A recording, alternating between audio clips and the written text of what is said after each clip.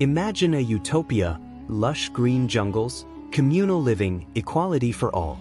Now imagine that same paradise becoming a site of one of the most horrifying mass deaths in modern history. On November 18, 1978, over 900 people died in a remote jungle in Guyana, South America. It wasn't a war. It wasn't a natural disaster. It was orchestrated by one man, Jim Jones. This is the story of the Jonestown Massacre, a tale of blind faith, psychological manipulation, and the ultimate cost of unchecked power. The roots of this tragedy go back to the 1950s, in Indianapolis, Indiana. A charismatic preacher named Jim Jones began gathering followers with a message of racial equality, socialism, and spiritual liberation. He founded the People's Temple, a church that promised to break racial barriers and serve the poor. To many, Jim Jones was a savior. But beneath the surface, something darker brewed. Jones was a master manipulator.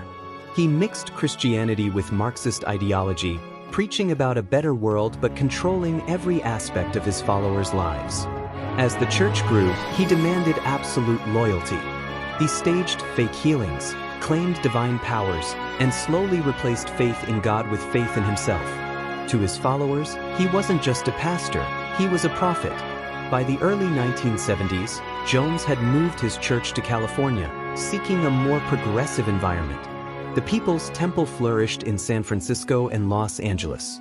Politicians, civil rights leaders, and celebrities praised his work. He fed the poor, housed the homeless, and preached integration. But behind closed doors, he beat dissenters, abused women, and used blackmail to maintain power. As Jones' paranoia grew, so did his delusions. He constantly warned of an impending apocalypse, a fascist government that would destroy his church. He spoke of the need to find refuge, a place where the People's Temple could live in peace, away from America's corrupt system. And in 1974, he founded a remote patch of land in the South American country of Guyana. He called it Jonestown, a promised land where socialism, equality, and faith would flourish. He sent scouts ahead to build the commune, then began the slow migration of his followers. Over 1,000 Americans sold their homes, left their families, and followed Jones into the jungle. They believed they were building heaven on earth. They didn't know they were entering a prison. Life in Jonestown was nothing like the dream they were promised.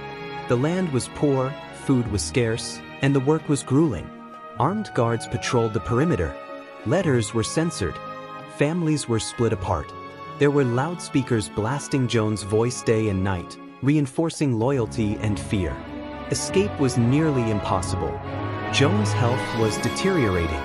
He was addicted to drugs, delusional, and increasingly paranoid. He told his followers they were surrounded by enemies, CIA agents, traitors, the media. He demanded rehearsals of revolutionary suicide, where people would pretend to drink poison in preparation for the day they'd need to die for the cause. These weren't just drills. They were rehearsals for genocide. Back in the US, concerns began to grow. Relatives of Jonestown members reported abuse, separation, and imprisonment. A group called the Concerned Relatives began pressuring the government to investigate. Eventually, U.S. Congressman Leo Ryan from California agreed to visit Jonestown and see the conditions for himself. On November 17, 1978, Congressman Ryan arrived in Guyana with a team of journalists and concerned family members. At first, they were welcomed with smiles. People sang, danced, and praised Jones. But behind the scenes, fear gripped the community. Some residents secretly passed notes begging for help, pleading to be taken home. Jones was losing control. He knew the visit was a threat. When Ryan and his group prepared to leave on November 18th, they took several defectors with them. Jones saw this as betrayal. As they reached the airstrip at Port Kaituma, Jones gave the order. Armed temple guards ambushed them, opening fire. Congressman Ryan was killed instantly, along with 3 journalists and a defector. Several others were wounded. It was the first time a U.S. congressman had been assassinated in the line of duty. Back in Jonestown, Jones knew the end had come, and he prepared for it in the most horrifying way imaginable. Over a loudspeaker, Jones addressed his followers one final time. He told them it was time for revolutionary suicide. He claimed the enemies would come for them, torture their children, destroy their dream. The only escape, he said, was death. Mothers were the first to comply, giving poisoned punch to their children. The poison was a mix of flavor aid, cyanide, and tranquilizers. Children screamed, vomited, and convulsed.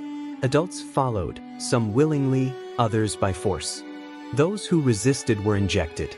Armed guards patrolled the pavilion to ensure no one escaped. The jungle echoed with cries and silence. In the end, 918 people died. 304 of them were children. Some lay neatly side by side. Others were found clutching each other. Jones himself was found dead from a gunshot wound to the head, likely self-inflicted. The site was a mass grave of idealism turned into horror. The world was stunned. News footage of bloated bodies strewn across the jungle floor shocked the conscience of an entire generation. Who is Jim Jones? How could so many people, teachers, nurses, parents, follow him to their deaths? And how could this happen without the world noticing? In the days that followed, journalists uncovered tapes, journals, and testimonies. They revealed a nightmare of control, isolation, and psychological abuse. Jonestown was not a religious commune. It was a death cult. The people didn't die because they wanted to. They died because they were trapped in a system that broke their will. Survivors spoke of fear, beatings, forced labor, and separation from families. Some had escaped through the jungle that day. Others were in Georgetown, the capital of Guyana, during the massacre.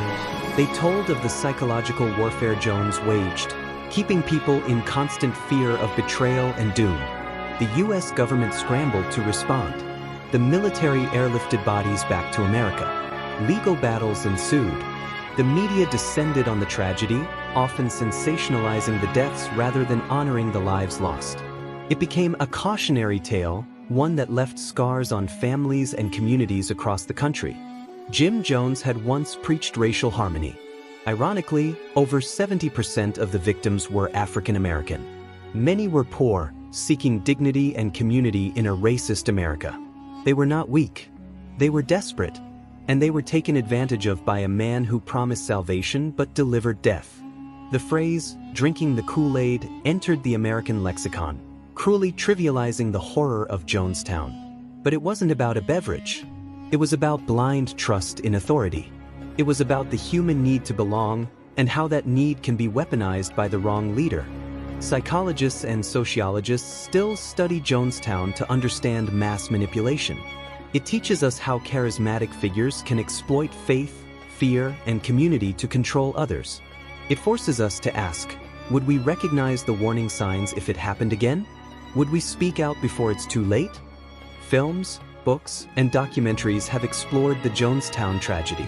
But no reenactment can capture the raw terror of that final day.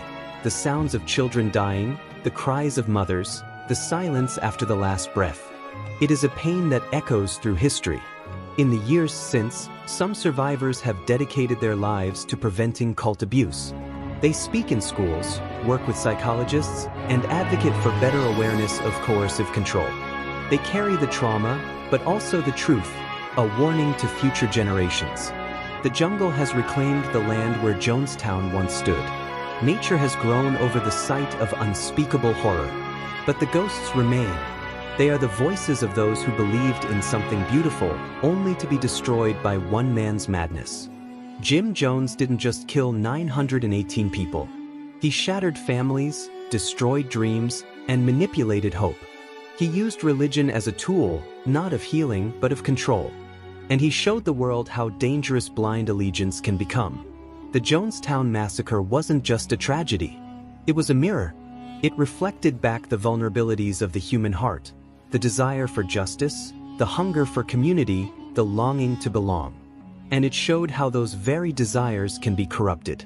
If there's one lesson Jonestown teaches us, it's this: question your leaders, question the narratives, protect the vulnerable, and never let hope be used as a weapon.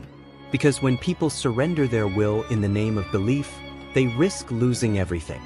To remember Jonestown is not just to mourn the dead. It is to honor their lives by ensuring it never happens again. They were nurses, teachers, children, elders. They were dreamers who deserved better.